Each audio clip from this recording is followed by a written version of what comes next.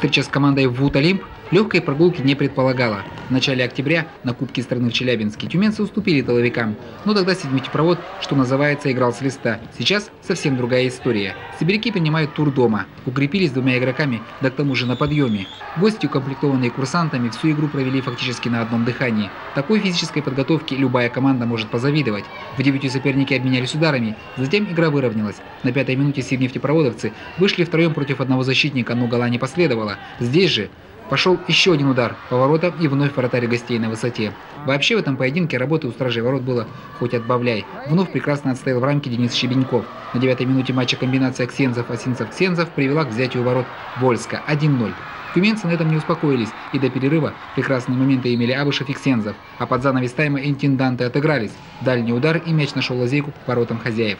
Второй тайм гости начали активнее, но вскоре инициативой вновь завладели сидневтепроводовцы. После 5-й минуты игра пошла на встречных курсах, и временами просто немыслимо, как мяч не оказывался в воротах. В 28-й минуте матча после углового тюменцы буквально внесли мяч в ворота тыловиков и вышли вперед 2-1. Гости не отсиживались в обороне и также опасно отвечали, но забитые до отказа трибуны и балкон желали в этот вечер победы сидневтепроводу. За 7 минут до конца хозяева разыграли красивую комбинацию, и Осинцев увеличивает разрыв в счете 3-1.